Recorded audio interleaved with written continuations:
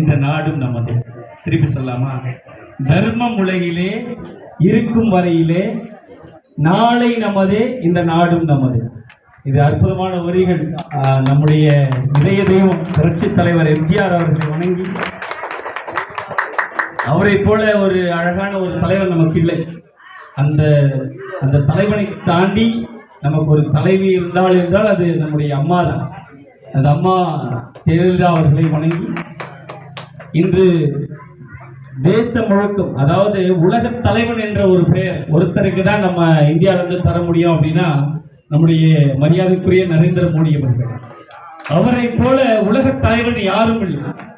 உலகத்திற்கே ஒரு உதாரணமான ஒரு தலைவர் நரேந்திர மோடி அவர்களுடைய பெயராலே இந்த என்டிஏ கூட்டணியை நம்மிடத்தில் தலைமை தாங்கி வழிநடத்திக் கொண்டிருக்கிற மரியாதைக்குரிய நம்முடைய அதிமுகவுடைய பொதுச் செயலாளர் அண்ணன் எடப்பாடி அவர்களையும் இந்த இடத்துல மரியாதையோடு நினைத்துக் கொண்டு நம் மத்தியிலே வருகை தந்திருக்கிற ஆந்திர மாநிலத்தினுடைய துணைத் தலைவர் தேவானந்த் அவர்களை நம் அனைவர் சார்பாக கரவசம் வைத்து வரவேற்போம்.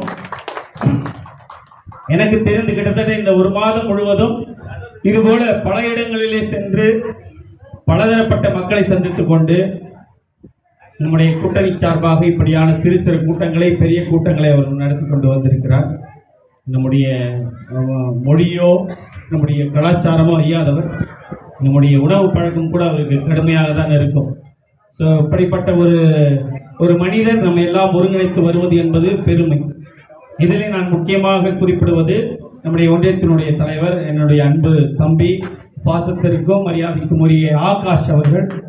இந்த மண்ணிலே அவர் பொறுப்பேற்று முதல் கூட்டத்தை வழிநடத்தி கொண்டு வருகிறார். இது பார்ப்பதற்கு எங்களுக்கு எல்லோருக்கும் ஒரு சந்தோஷம். இதிலே சிறப்பு என்னவென்றால் நம்முடைய என்டிஏ சார்பாக அனைவரையும் ஒருங்கிணைத்திருப்பது என்பது இது சால சிறந்தது. இதற்கு முன்னால பிஜேபி கூட்டங்கள் நடந்திருக்கிறது. இது ஒருங்கிணைந்த ஒரு கூட்டம் என்பது அற்புதமாக நடத்திருக்க அவர்களுக்கு ஒன்றியத்தின் சார்பாக மாநில மாவட்ட நிர்வாகிகள் வந்திருக்கிறார். இவர்கள் சார்பாகவும் நாங்கள் வாழ்த்துக்களை தெரிவித்துக் கொள்கிறோம். இதை அற்புதமாக வழிநடத்தி கொண்டிருக்கிற நம்முடைய அன்பு சகோதரர், அற்புதமான மனிதர் நம்முடைய புருஷோத் அவர்களையும் நாம் அன்போடு அவரை வாழ்த்தி இங்கு வருகை தந்திருக்கிற என்னுடைய மாவட்டத்தினுடைய பொதுச் செயலாளர் முத்துகிருஷ்ணன் அக்கா, இந்த பகுதியினுடைய பொறுப்பாளராக இருக்கிற நம்முடைய காயத்ரி தேவி அவர்களையும் வணக்கத்தோடு நினைவுபடுத்திக் கொண்டு, அண்ணன் மூத்த தலைவர் எங்களுக்கெல்லாம் வழிகாட்டி ஊழலற்ற ஒரு தலைவர், நம்முடைய திருக்கழுக்குன்றம் ஊராட்சி மன்றத்தினுடைய தலைவர். இந்த குறிப்பாக இந்த பகுதியில் நம்ம நான்லாம் பார்த்து இவரை போல நம்ம அவருக்கு நம்ம அரசியல் அப்படின்னு பார்த்தா ரொம்ப ஊழல் இல்லாதனால தொடர்ந்து அவரே தலைவர் வர்றாரு அவங்க ஊராட்சிக்கு. இப்படியாக பிஜேபியில் எங்களுக்கு ஒரு கிடைத்த பெரிய பொக்கிஷம்.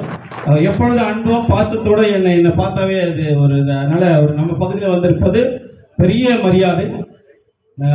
அடுத்ததாக இதோ நம்முடைய கவுன்சிலர் அவர்கள் பாஸ்கர் அவர்கள் வெறும் புன்னகை தான், புன்னகையும் செயல்பாடு தான் நமக்கு அவர் பார்த்து தெரிஞ்சது.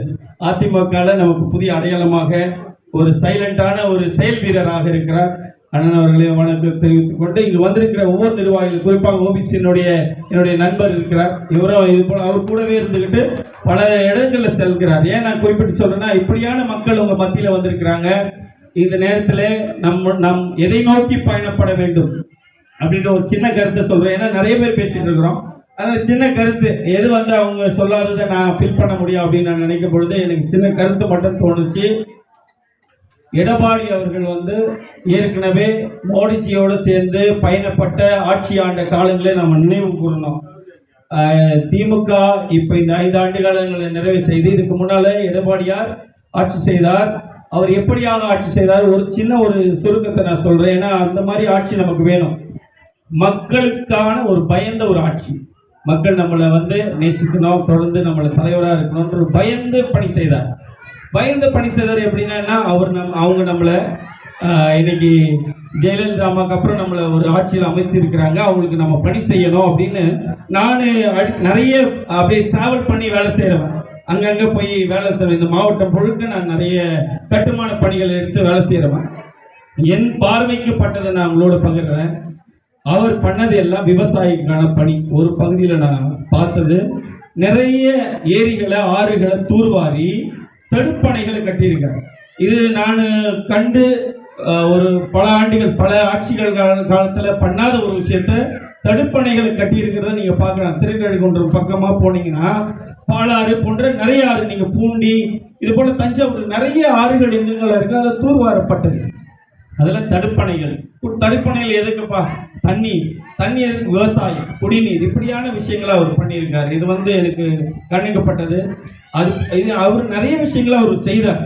அவருக்கான நிதிகள் மத்தியிலிருந்து மோடி அவர்கள் கேட்டதும் கொடுக்கப்பட்டது, குறிப்பாக அந்த விவசாயத்திற்கு. அதனால தான் அவர் விவசாயிகளுடைய தலைவன் அப்படின்னு சொல்றாங்க.